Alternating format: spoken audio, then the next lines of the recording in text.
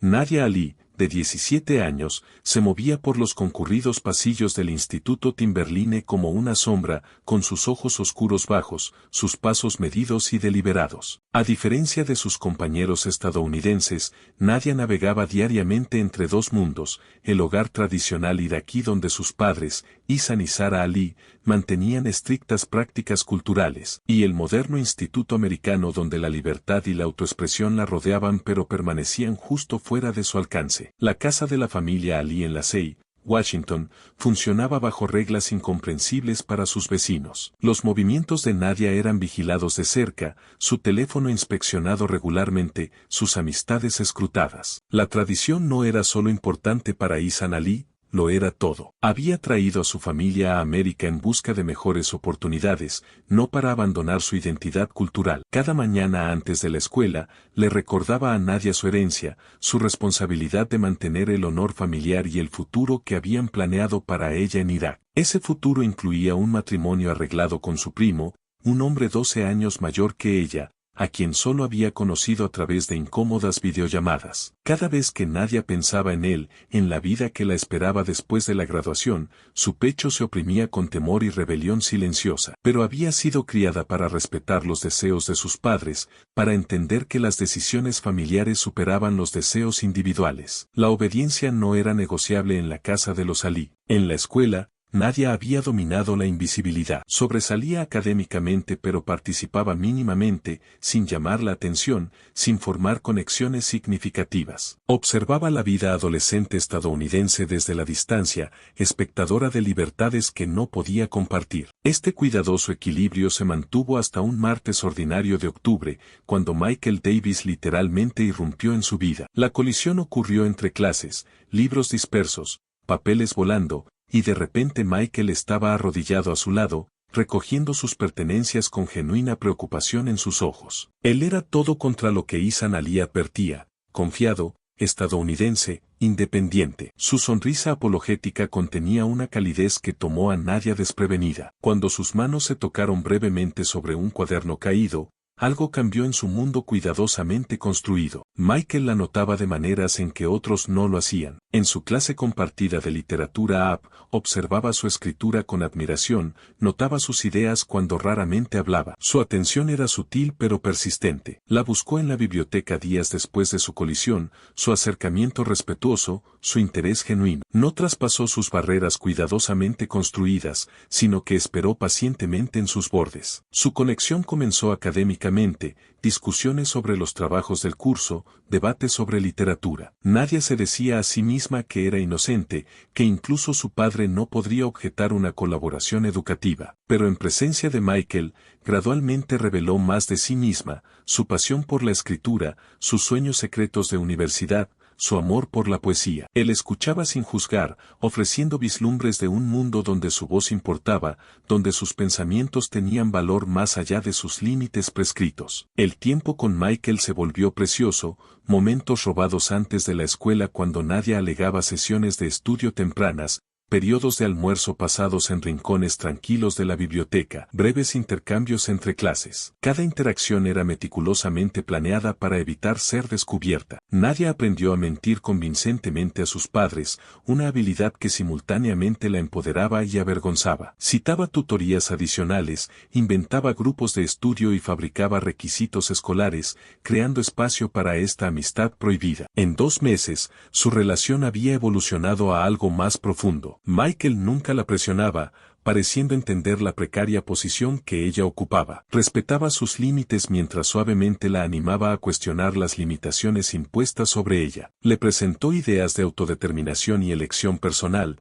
conceptos tanto liberadores como aterradores para alguien criada con el estricto marco cultural de Nadia. Su primer contacto físico, dedos entrelazados bajo una mesa de la biblioteca, envió adrenalina por el cuerpo de Nadia. Tal contacto entre hombres y mujeres no casados estaba explícitamente prohibido en su hogar. Sin embargo, en lugar de apartarse, se encontró anhelando más de esta simple conexión humana. Su relación progresó cuidadosamente, un breve toque en el hombro, manos tomadas en rincones apartados, un rápido beso detrás del gimnasio cuando nadie observaba. Cada paso más profundo en esta relación secreta aumentaba el peligro. Nadia desarrolló sistemas elaborados para comunicarse de manera segura, un segundo teléfono escondido en su casillero, aplicaciones de mensajería que no dejaban rastro, lenguaje codificado para discutir horarios de encuentro. Michael respetaba la necesidad de estas precauciones, aunque su expresión a menudo reflejaba preocupación por el miedo que las motivaba. A medida que avanzaba el invierno, Ethan y Sarah comenzaron a discutir el futuro de Nadia más concretamente. Aumentaron las conversaciones sobre enviarla a Irak después de la graduación, junto con videollamadas a la familia de su futuro esposo. Ethan escrutaba el comportamiento de Nadia con creciente sospecha, notando cambios sutiles, su ocasional distracción, momentos de inesperada asertividad, sus modismos americanos ligeramente alterados. Su vigilancia se intensificó, haciendo cada encuentro con Michael más peligroso pero también más precioso. Para la primavera, Nadia existía en un constante estado de ansiedad. La doble vida que llevaba la agotaba emocionalmente, pero sus sentimientos por Michael se habían convertido en el centro de su mundo interior. Él representaba todo lo que ella quería, pero le habían enseñado que no podía tener libertad, elección, amor basado en la conexión en lugar de la regla. Cuando estaban juntos, vislumbraba un futuro diferente al que sus padres habían trazado para ella. Cuando estaban separados, el miedo al descubrimiento la consumía. Un casi percance ocurrió en abril cuando Nadia llegó a casa 7 minutos después de su estricto toque de queda tras perder la noción del tiempo con Michael. La ira de Ethan se manifestó en un frío y calculado interrogatorio y la confiscación de su mochila escolar. Aunque no encontró nada incriminatorio, la intensidad de su reacción confirmó los peores temores de Nadia sobre las posibles consecuencias del descubrimiento. Esa noche, después de que sus padres se habían ido a dormir, Nadia permaneció despierta contemplando la imposible situación que enfrentaba. Continuar su relación con Michael arriesgaba severas repercusiones de su familia. Terminarla significaba rendirse a un futuro que cada vez le costaba más imaginar. Michael había despertado algo en ella que no podía ser fácilmente silenciado. Un deseo de autodeterminación, de amor libremente dado y recibido. Dos mundos estaban colisionando dentro de Nadia Ali, y el impacto eventualmente destrozaría todo lo que ella había conocido. Lo que había comenzado como una conexión inocente entre dos jóvenes había puesto en marcha eventos que se intensificarían más allá del control de cualquiera. El peso de las expectativas culturales presionaba contra la emergente fuerza de sus deseos individuales, creando una presión que eventualmente encontraría liberación en formas que ninguno de ellos podía anticipar. La primavera floreció en la Sei, trayendo consigo un calor poco característico al noroeste del Pacífico. Mientras la naturaleza se renovaba, la relación de Nadia y Michael se intensificaba, transformándose de una exploración cautelosa en algo más profundo y cada vez más posesivo. Sus momentos robados ya no parecían suficientes. Michael comenzó a esperar vislumbres de Nadia entre clases, posicionándose estratégicamente en los pasillos solo para verla pasar. Memorizó su horario, apareciendo aparentemente por casualidad donde quiera que ella pudiera estar. Lo que había comenzado como una suave atención se transformó en una presencia constante. Nadia se encontró igualmente consumida. Mantenía un pequeño cuaderno escondido bajo su colchón, páginas llenas de recuerdos de sus interacciones, el color exacto de sus ojos bajo diferentes iluminaciones, las palabras precisas que él había pronunciado cuando le dijo por primera vez que ella le importaba. Coleccionaba pequeños recuerdos de sus encuentros, un recibo de café, una hoja del árbol donde se habían tomado de las manos por primera vez,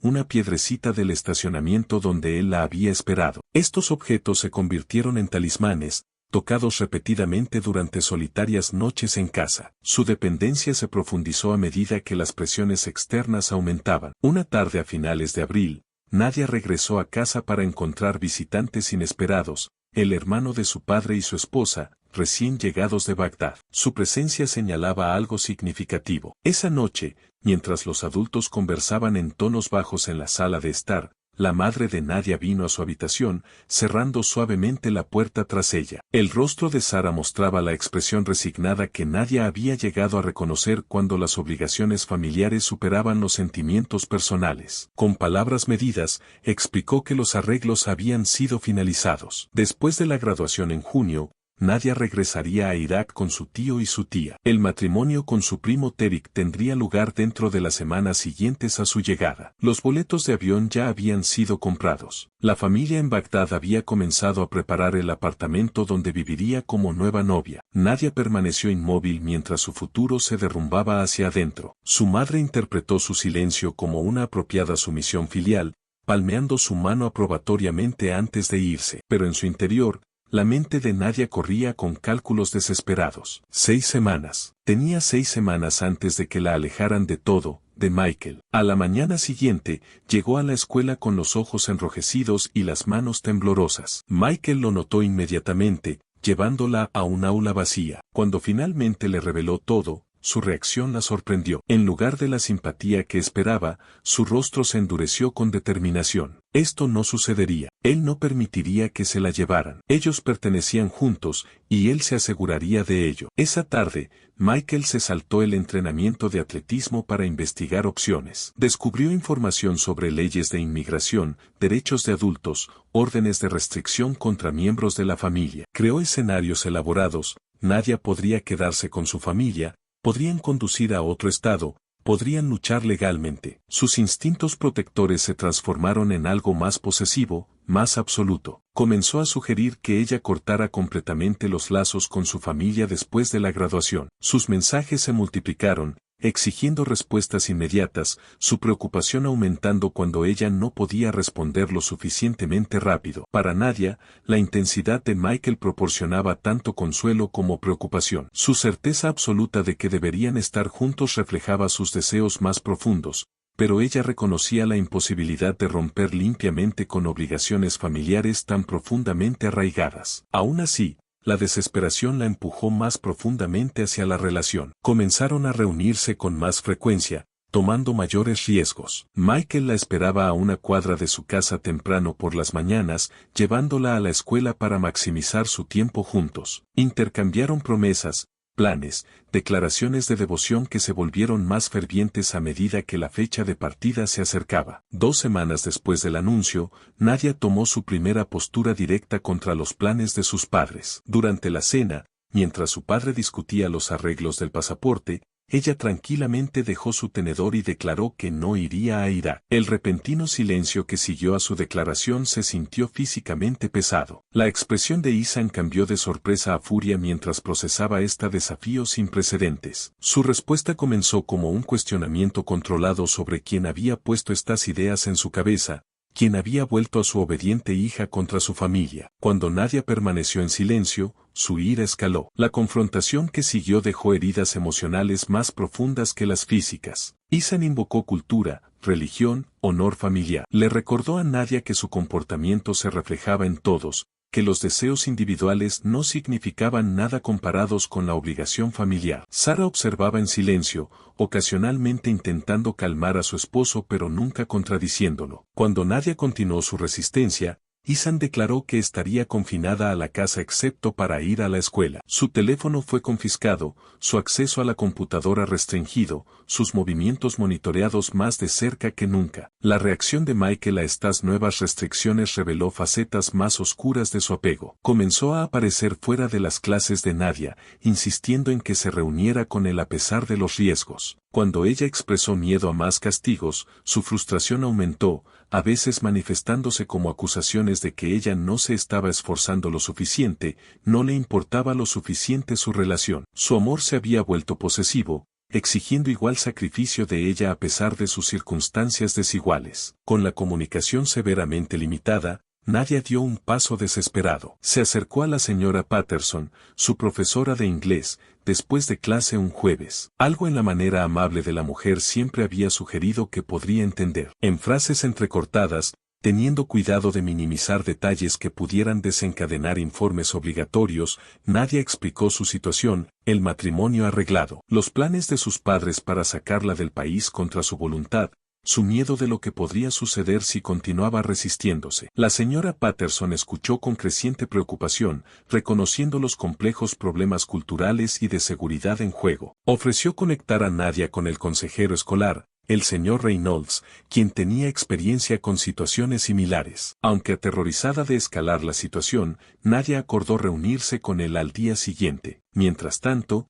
la atmósfera en casa se deterioró aún más. El tío de Nadia, sintiendo la tensión, comenzó a actuar como un monitor adicional de su comportamiento. Su tía ofrecía consejos no deseados sobre ser una esposa apropiada, sobre aceptar decisiones familiares con gracia. La hermana de Nadia, presenciando la crisis familiar, informaba cada movimiento de Nadia a sus padres, esperando recuperar la armonía familiar a través de la conformidad de su hermana. La presión de ambos lados, la creciente posesividad de Michael y las restricciones cada vez más estrictas de su familia, dejó a Nadia sintiéndose atrapada entre opciones imposibles. El señor Reynolds, después de su reunión inicial, expresó serias preocupaciones sobre su seguridad independientemente del camino que eligiera. Delineó opciones que incluían refugios para jóvenes e intervenciones legales, pero cada una conllevaba riesgos significativos. La elección de permanecer con padres cada vez más controladores o huir con un novio cada vez más posesivo presentaba peligros que mantenían a Nadia despierta durante largas noches de lágrimas. A medida que se acercaba mayo, el control se convirtió en el tema central en la vida de Nadia, el control de su familia sobre su futuro, la protección controladora de Michael y sus desesperados intentos por mantener algún control sobre su propio destino. La colisión de culturas había escalado más allá de las diferencias culturales hacia una peligrosa lucha de poder con Nadia atrapada en su centro. La decisión se cristalizó para Nadia en una lluviosa mañana de martes a principios de mayo. Despertó antes del amanecer para descubrir que su pasaporte había desaparecido de su escondite bajo la tabla suelta en su armario. Una búsqueda rápida y desesperada reveló lo que temía. Su padre había asegurado todos sus documentos de identificación. Los boletos de avión a Bagdad, anteriormente solo una amenaza inminente, ahora yacían sobre el mostrador de la cocina. La fecha de partida había sido cambiada de después de la graduación a la semana siguiente. La luz gris se filtraba por la ventana de su dormitorio mientras Nadia metódicamente llenaba su mochila escolar con lo esencial: 2 mudas de ropa, su teléfono de emergencia escondido, los 237 pesos ahorrados de cumpleaños y trabajos ocasionales, una pequeña foto de su madre de tiempos más felices y un desgastado oso de peluche de su infancia. Cada objeto pesaba con significado mientras seleccionaba qué piezas de su vida merecían el precioso espacio. Todo lo demás permanecería atrás, testigos silenciosos de su ausencia. La casa dormía a su alrededor mientras se deslizaba por la ventana de su dormitorio, teniendo cuidado de dejarla sin seguro para un posible regreso que se sentía cada vez más improbable. El fresco aire matutino llevaba el aroma de pino húmedo y posibilidad mientras cruzaba el jardín, manteniéndose en las sombras de los grandes arbustos de rododendro que bordeaban su propiedad. La libertad sabía metálica en su lengua, como miedo y euforia mezclados. Michael esperaba 2 cuadras más allá en su abollado Honda azul, con el motor en marcha, ojos escaneando nerviosamente la calle. Su rostro, cuando la divisó emergiendo de la niebla del amanecer, se transformó con alivio y algo más posesivo, orgullo de que ella lo hubiera elegido, de que su conexión hubiera demostrado ser más fuerte que los lazos familiares. La atrajo hacia un abrazo feroz antes de ayudarla a entrar al auto, su mochila arrojada descuidadamente al asiento trasero mientras aceleraban alejándose de la única vida que ella había conocido. Condujeron hacia el norte, lejos de la Sei, siguiendo un plan construido apresuradamente. El primo de Michael en Tecoume había accedido a dejar que Nadia se quedara temporalmente, haciendo mínimas preguntas por lealtad familiar. El apartamento era pequeño, desordenado con evidencia de la vida independiente de un joven, recipientes de comida para llevar, equipo de juegos, ropa en perpetuos estados de desvestir. Pero para Nadia, representaba seguridad, aunque fuera temporal. La mañana reveló las primeras grietas en su fantasía de escape. Michael necesitaba regresar a la Sei para la escuela, sin querer sacrificar su récord de asistencia perfecta y sus obligaciones con el equipo de atletismo. La separación, la primera desde su partida, dejó a Nadia sola con dudas crecientes. El primo, aunque amable, estaba claramente incómodo albergando a la hija fugitiva de otra persona. Sus miradas nerviosas a su teléfono, su cuidadosa evitación de usar su nombre en cualquier mensaje o llamada, hablaban de la precaria naturaleza de su situación. En la casa de los Ali, el descubrimiento de la cama vacía de Nadia desató una tormenta. La reacción de Ihsan cambió rápidamente de incredulidad a rabia a una fría y concentrada determinación que asustó incluso a Sara. Se movía con precisión militar, contactando a parientes,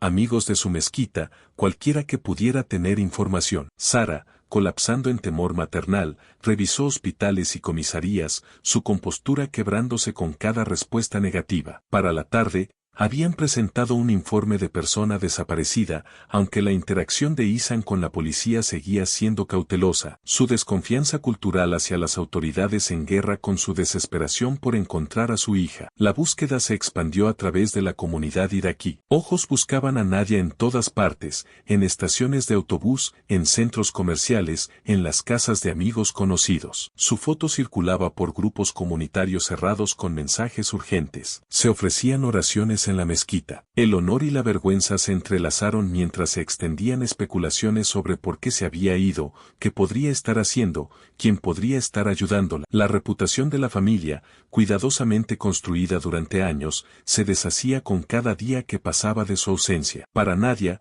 la ráfaga inicial de libertad se desvaneció en una realidad más dura. El primo de Michael, cada vez más nervioso por las posibles repercusiones legales, le pidió que se fuera después de 3 días. Se trasladó a la casa de una amiga de la escuela, una chica llamada Emily cuyos padres estaban divorciados y cuya madre trabajaba en turnos nocturnos. El arreglo ofrecía refugio temporal pero poca seguridad. Cada nueva ubicación requería renovada vigilancia, ventanas revisadas repetidamente, coches desconocidos notados con creciente pánico. Cambió su apariencia, cortando su largo cabello oscuro con tijeras de cocina, tiñéndolo de un castaño más claro con tinte de farmacia, adoptando sudaderas con capucha y gorras de béisbol como disfraz. Las visitas de Michael se convirtieron tanto en su mayor consuelo como en su mayor fuente de tensión. Su naturaleza protectora se intensificó, manifestándose como constantes mensajes de texto cuando estaban separados, exigiendo actualizaciones sobre su ubicación, volviéndose suspicaz cuando ella no respondía inmediatamente. Cuando estaban juntos,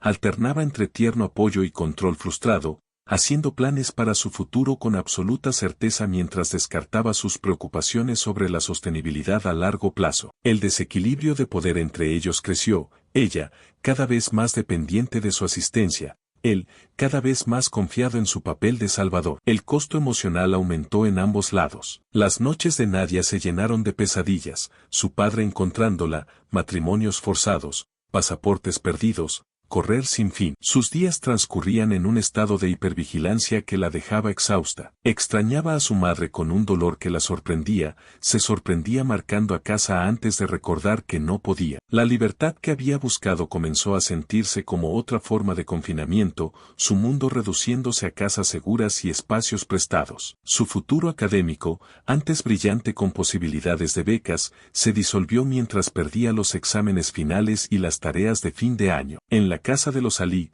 Sara adelgazó de preocupación, moviéndose por su hogar como un fantasma, tocando las pertenencias de Nadia con dedos temblorosos. La ira de Ihsan se endureció en algo más frío, más peligroso, sus métodos de búsqueda volviéndose más agresivos. Rastreó a los compañeros de clase de Nadia, los interrogó con intimidante intensidad, apareciendo en sus casas sin avisar. Monitoreaba obsesivamente las redes sociales, creó cuentas falsas para infiltrarse en grupos estudiantiles, pasaba noches conduciendo lentamente por vecindarios donde ella podría estar escondiéndose. 2 semanas después de la ausencia de Nadia, un mensaje inesperado llegó a través de la cuenta de Instagram de Emily. Sara quería reunirse, sola, en un lugar neutral. Después de horas de debate, Nadia aceptó, esperando que su madre pudiera entender, pudiera ayudar a mediar una solución. La reunión tuvo lugar en una pequeña cafetería a medio camino entre la casa de Emily y el hogar de los Ali. Sara llegó sola como prometió, su rostro envejecido años en semanas, sus manos moviéndose constantemente como si buscaran algo que sostener. La conversación comenzó con lágrimas, pasó por recriminaciones, súplicas, explicaciones. Sara ofreció un compromiso, regresar a casa, terminar la escuela, retrasar cualquier discusión de matrimonio hasta después de la graduación. Nadia contrarrestó con condiciones, no viajar a Irak, libertad para solicitar universidades locales, reconocimiento de su relación con Michael. Por un breve momento, la reconciliación pareció posible, el vínculo maternal extendiéndose pero no rompiéndose a través de las divisiones culturales. Entonces sonó el teléfono de Sara. La voz de Ihsan, accidentalmente escuchada, pidiendo confirmación de la ubicación. La confianza de Nadia se hizo añicos instantáneamente, la reunión había sido una trampa. Huyó por la salida trasera mientras el auto de su padre entraba al estacionamiento, las disculpas llorosas de su madre desvaneciéndose detrás de ella. La fallida reconciliación cerró una puerta que quizás nunca se reabriría, cimentando la resolución de Nadia mientras profundizaba su aislamiento. Esa noche, acurrucada en otro refugio temporal, Nadia tomó una decisión. No podían seguir huyendo para siempre. Necesitaba regresar a la escuela, enfrentar su situación de frente. Su huida solo había aumentado la determinación de su padre. Para romper este ciclo, tendría que arriesgarlo todo en una última postura. La mañana del 17 de mayo amaneció clara y brillante, sin revelar nada de la tormenta que pronto estallaría sobre el Instituto Timberline. Nadia llegó temprano, dejada por la madre de Emily, quien permanecía ignorante de toda la complejidad de la situación. Después de 3 semanas de ausencia, el regreso de Nadia a la escuela se sentía tanto extraño como familiar. Los pasillos, antes meros pasajes entre clases, ahora representaban un extraño punto intermedio, ni el confinamiento de su hogar familiar ni la incierta libertad de sus semanas escondida. Los estudiantes la miraban mientras pasaba, susurros siguiéndola a su paso. Su apariencia había cambiado, cabello más corto, ropa diferente, rostro más delgado, pero más llamativa era la cautela en sus ojos, la forma en que examinaba cada habitación antes de entrar. El ligero sobresalto cuando las puertas se abrían inesperadamente. Michael la encontró en su casillero, su postura protectora comunicando a todos que ella estaba bajo su guardia. Su mano permanecía en la parte baja de su espalda mientras la guiaba durante la mañana, sus ojos constantemente vigilando posibles amenazas. Nadia había elegido regresar un miércoles porque su padre era voluntario en la mezquita ese día, y su madre típicamente visitaba a su tía al otro lado de la ciudad. El día escolar terminaría antes de que cualquiera de ellos volviera a su rutina normal. Era un riesgo calculado, necesitaba hablar con su consejero académico sobre opciones para completar su año académico, recoger tareas que había perdido, establecer alguna apariencia de normalidad en su vida fracturada. Al mediodía, la tensión en los hombros de Nadia había comenzado a aliviarse ligeramente. La rutina escolar ofrecía un consuelo que no se había dado cuenta que extrañaba, el predecible horario de timbres, los rostros familiares de los profesores, el simple lujo de pertenecer a algún lugar sin mirar por encima del hombro. Michael también se relajó, su vigilancia suavizándose a medida que el día avanzaba sin incidentes. Durante el periodo de almuerzo, se sentaron con un pequeño grupo de amigos en el soleado patio, y por un breve momento, Nadia casi se sintió como una adolescente normal de nuevo. Ese sentimiento se hizo añicos a las 2:14 de la tarde, 7 minutos antes del timbre final. Nadia estaba recogiendo libros de su casillero cuando la expresión de Michael cambió, su cuerpo repentinamente rígido de alarma. Antes de que pudiera hablar, Nadia lo sintió, un cambio en el aire, una perturbación en la habitual cacofonía del pasillo. Se giró lentamente, sabiendo ya lo que vería. Ihsan Ali estaba de pie al final del corredor, su presencia captando la atención incluso de aquellos que no sabían quién era. Detrás de él, Sara lo seguía, su rostro una máscara de ansiedad y determinación. Como habían descubierto su paradero,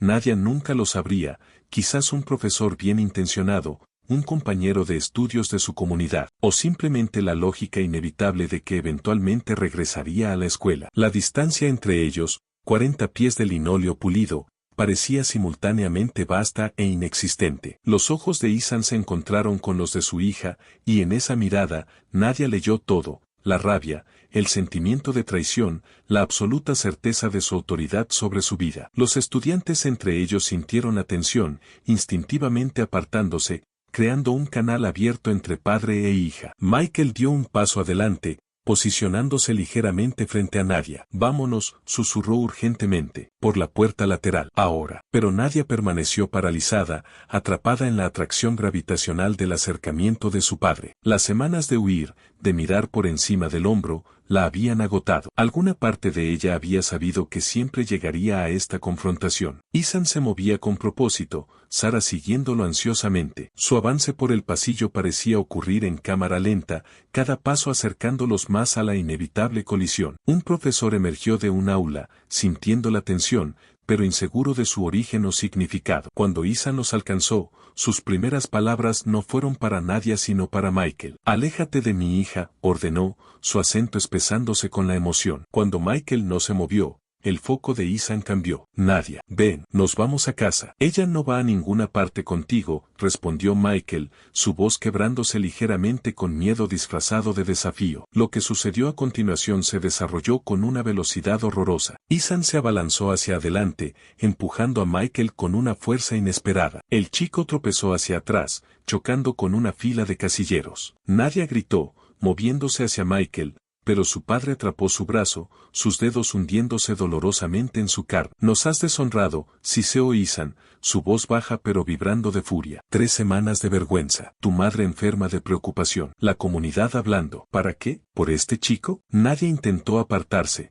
pero el agarre de su padre se apretó. Los estudiantes a su alrededor comenzaron a darse cuenta de que esto no era un desacuerdo familiar típico. Algunos retrocedieron, otros sacaron sus teléfonos, unos pocos se dirigieron hacia las aulas de los profesores en busca de ayuda. Michael se recuperó, lanzándose hacia Ethan con valor temerario. «Y suéltala», gritó, intentando romper el agarre del hombre sobre el brazo de Nadia. La colisión envió a los 3 tambaleándose hacia las puertas de salida, atravesándolas hacia la brillante luz del sol de la tarde en el área de carga de autobuses. Afuera, la confrontación escaló rápidamente. Ethan, ahora más allá de la razón, golpeó a Michael en la cara con el puño cerrado. El chico cayó con fuerza sobre el concreto, sangre fluyendo de su nariz. Sara agarró el otro brazo de Nadia, su rostro contorsionado con una mezcla de desesperación y determinación. «Por favor», suplicó, «deja de luchar. Ven a casa antes de que empeore». Pero ya estaba más allá del punto de resolución pacífica. Cuando Nadia se liberó y se movió hacia el caído Michael,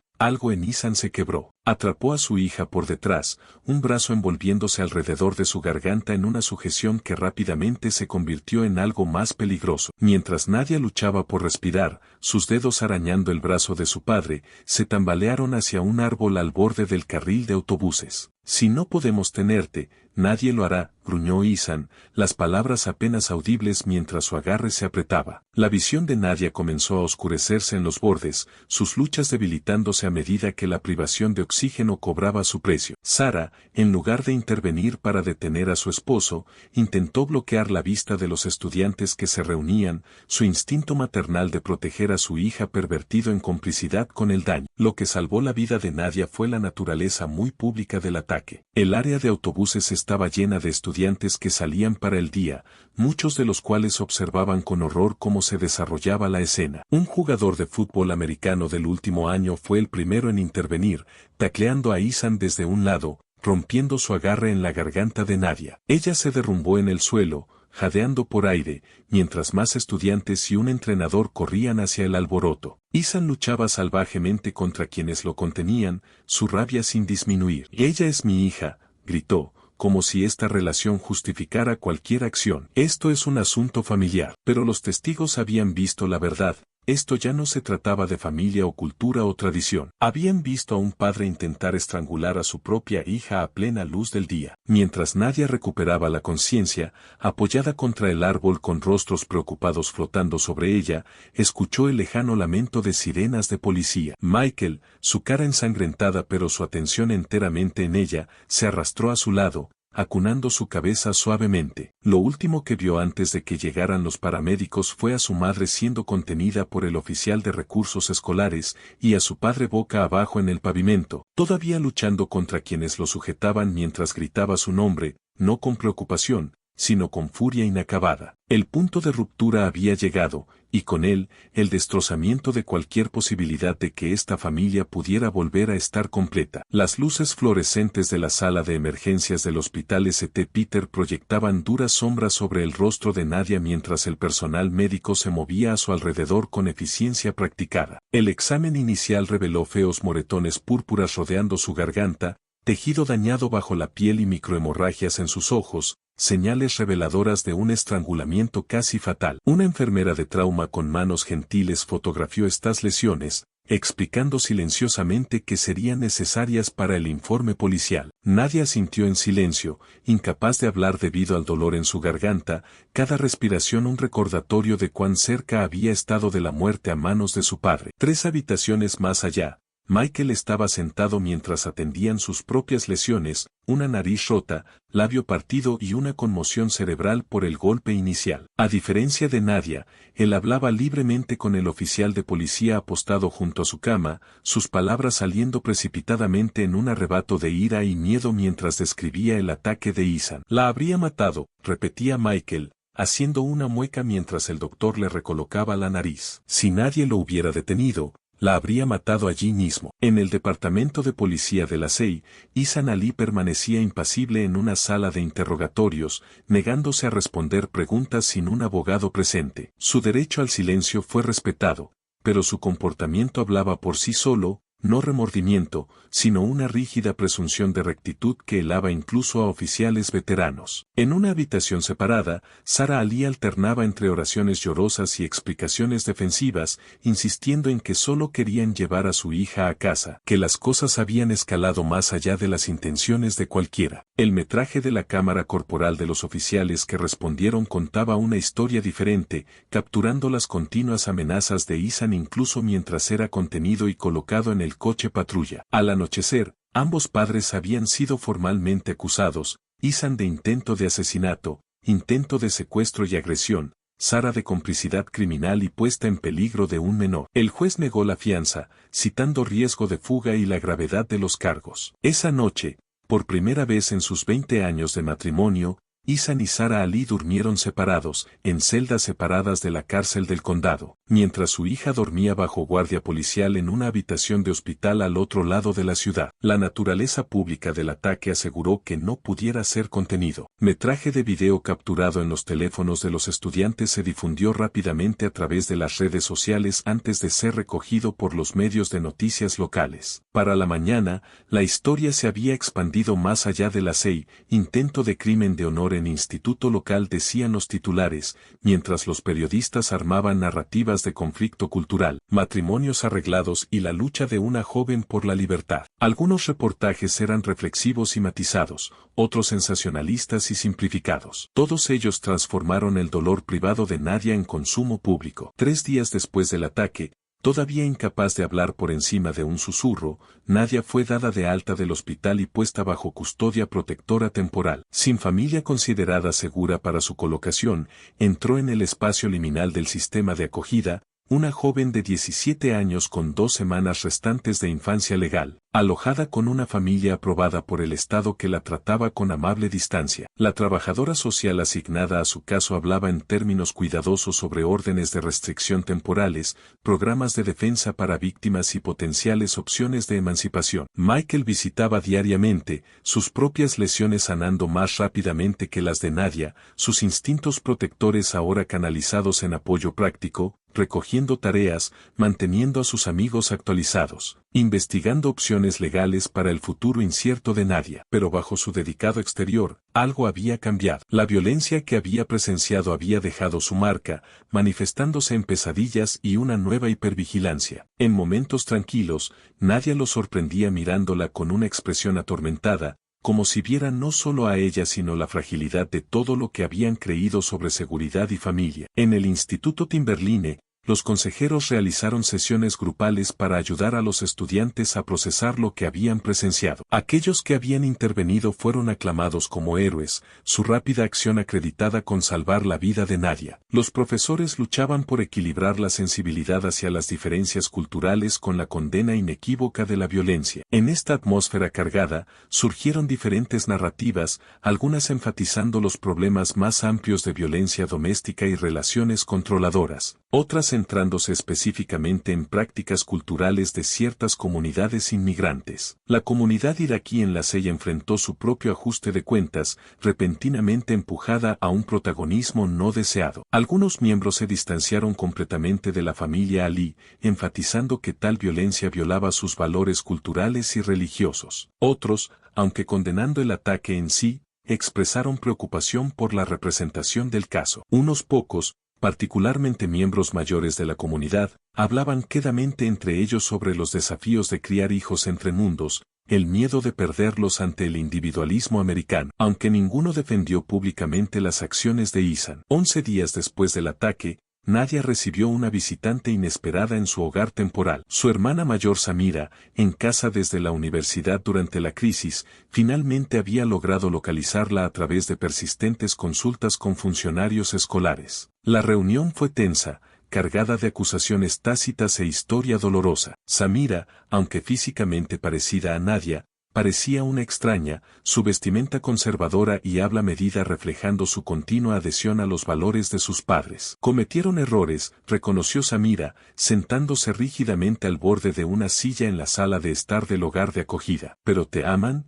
Nadia. Tenían miedo de perderte ante este país, ante personas que no entienden nuestras costumbres. El amor no estrangula, susurró Nadia, su voz aún áspera por la lesión. El amor no planea forzar a alguien a subir a un avión para casarse con un extraño. No entiendes lo que están sufriendo ahora. La vergüenza, el aislamiento. La comunidad los ha abandonado. Podrían pasar años en prisión, todo por querer proteger a su hija. La conversación continuó en esta línea, Samira sutilmente desplazando la culpa hacia Nadia por su desafío, por su relación con Michael, por no entender la importancia del honor familiar. Con creciente claridad, Nadia se dio cuenta de que su hermana no había venido a apoyarla, sino a persuadirla de que se retractara, que dijera a las autoridades que había sido un malentendido, que reparara la destrozada reputación de la familia. Cuando Samira finalmente se fue, prometiendo regresar con más perspectiva, Nadia se quedó en la ventana observando la figura de su hermana alejándose. La última relación intacta de su vida anterior acababa de revelarse como condicional, amor ofrecido solo dentro de los límites de la obediencia y la conformidad. La traición de su hermana,